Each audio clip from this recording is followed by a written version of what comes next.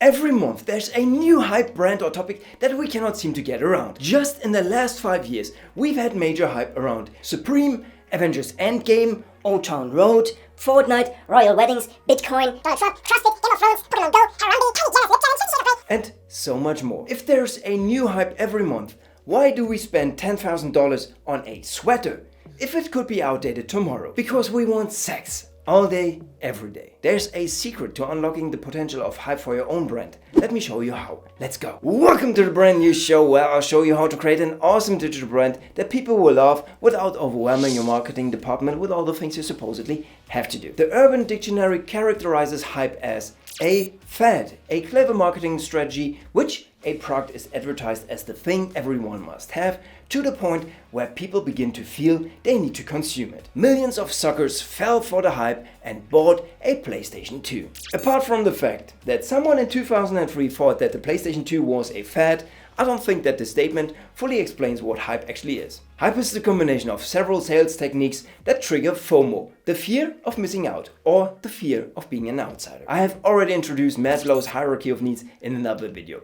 Every level of the pyramid we climb brings us closer to self-fulfillment. After our basic survival needs are met, we strive for increasing our chances of reproduction, aka sex. The third level of the pyramid describes how we are longing for intimate relationships and friendship. The fourth level describes how we strive for social status and esteem from our peer group. When we find ourselves on either of these two levels, we are most susceptible to hype marketing. So it is safe to say that nature tricks us into buying Supreme gear that we don't need because we want sex and the envy of our peers. Most of everything we do comes down to reproduction and increasing our social status. That is why hype is so effective and in theory should be easy to replicate. But when hype is such an easy concept, why is it hard to reproduce? Why aren't we seeing more product hypes like the fidget spinner or Supreme? Because there's a difference between mainstream hype and niche hype. The later one is much easier to accomplish and more sustainable. But as regular people, we only see these really big hype machines. And we also love to see these hype machines come crashing down. That is also the biggest threat to your brand in creating hype. What starts flaming hot has to cool down eventually. Just look at the search volume on Google for fidget spinner and how it exploded in only 1 month in 2017 and died off just as quickly. That is hype in its purest form and what may be considered to be a fad. Events like that give hype a bad name. People get burned by headlessly buying into the hype and attribute their misfortune to being hyped. Beware of aiming for that type of hype for your brand. It is not sustainable. A good indicator if you are buying into the hype is when greed and unrealistic expectations enter the picture. We all want that meteoric rise without the hard work at the beginning and no negative consequences. Companies hit by mainstream hype believe their own BS and build a massive infrastructure to handle ever-increasing business. They believe that the hype will last forever. It rarely does. On the other hand, if you look at Supreme, you can see that their success is not the result of hype. They existed for several decades before becoming the subject of hype. The real hype began when resellers inflated the prices of Supreme gear on auctioning platforms and greedy people thought they could make a quick buck. Supreme, the company, did not buy into the hype. They continued limiting supply when it would have been more profitable from a short-term point of view to sell as many shirts as possible. Supreme still sells great products for a profit despite the loss of mainstream media attention. The foundation they laid in their earlier years is actually what I want you to do right after watching this video. Pick your category or niche and dominate it with outstanding product quality and innovation. Supreme was known as a top-notch skater brand for over 20 years before hype hit them. Once you have equally great products, you can apply the next lesson. Increasing desire for your products through specific sales tactics. One of the best ways to create hype is to create artificial scarcity. In this day and age where we have an abundance of basically everything consumable, brands sell as much as possible. Limiting how much you produce causes your brand to stand out. When you say you will only produce 100 units of product X, you trigger FOMO in people. They will start to think, if supply is limited, I don't want to be number 101 and miss out on something that may increase my social status. That, in a nutshell, is the concept of limited editions, even if it's extremely easy to produce another 100 units. This also works with non-consumer brands. If, for instance, you have an agency and you only work with 25 clients by your own choice, the rates you charge can be much higher than otherwise. Just make sure to communicate your limit in all your marketing materials, like your website. On your contact form, write something like, "Right now we do not accept additional clients. Leave your contact details so we can contact you once a spot opens." I guarantee this will generate more business than you will ever be able to handle. Limiting access to goods is one hell of a sales trigger.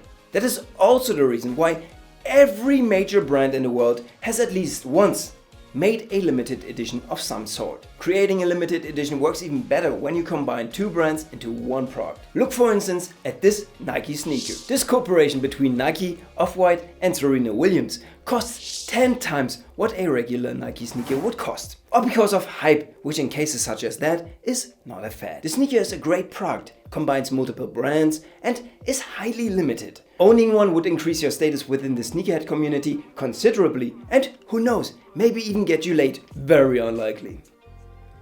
Such cooperations are good examples of how artificial scarcity and overpricing can trigger a primal reaction. The manufacturing of the shoe doesn't cost any more than a regular shoe would cost. The function of protecting your feet is also the same as any regular shoe. The key differentiator is that this shoe is telling a story. The story of three brands combined in one product. Therefore, the recognition of this product amongst a specific peer group rises. So, when you own or wear the shoe, your status would be higher than that of your peers. Your peers would envy you for something completely artificial and unnecessary to survive. You have amassed enough resources to spend them on an overpriced item. Potential sex partners with a lower social status will be instantly attracted to you when they know the price of your limited shoes. They want to be associated to you and your social status to increase the likelihood of your offspring to survive. You can afford expensive shoes or sweaters, so you must be able to provide for your family. You and I know that the reality is quite the opposite, because only a few people can really afford such expenses and still provide for their family. But this is nature. We are driven by feelings, and to create hype, you need to evoke the feeling of a higher status when buying your products. To identify what would cause that feeling, you need to examine your target audience. Every person in the world wants to be better at something. Your job is to identify what that something is. Some examples would be: athletes always look for the slightest edge. Every year there's a new mini hype item that promises to make them better at running, swimming, throwing, kicking or whatever. Teenage girls are trying to be more attractive than their peers or get approval from them. They look for the latest brand everybody else is wearing. Or if they aspire to be a trendsetter, they look for that new brand nobody has heard of. Parents are trying to make their kids better. They look for that new teaching style that makes their kids smarter, or that prenatal music that supposedly creates geniuses. Seniors make it a sport to save on groceries. They look for that store with the best price-performance ratio and saving more than their friends. If you can deliver a product that is even slightly better than last year's products, you can create a mini hype. Your only job is to get the word out about your better product. A good way is to get the endorsement of other professionals, be seen on TV, or with the help of influencers. Fill up your advertising budget, be everywhere that your audience may consume information, and then limit the supply or access to your product. It really is that easy to create hype within your niche. But yes, you will need some advertising budget. Nobody ever achieved hype without a budget. The best part, when you follow that simple formula every year, you will avoid that hype drop-off. You will create a sustainable brand for long-term success. But to be honest, what I just taught you is marketing 101 that only a few companies follow. First, find your target audience. Second, create an outstanding product for that audience. Third, be everywhere. Fourth, limit supply. Fifth, over-deliver in value. The hype that will surround your brand is just a byproduct. Don't let it go to your head and follow the process. The inspiration for this video came from the video I did a few weeks back about Starbucks. I still remember from a few years back how you had to go to Starbucks if you wanted to be cool in the business world. The queues in front of Starbucks were long and people felt better about themselves being associated with the brand. People would make sure that everybody saw that their coffee cup was from Starbucks and not a no brand. Check out what made them special in this video or continue binging on this video right here. Until then, have a great day and continue to be awesome. See ya. Don't believe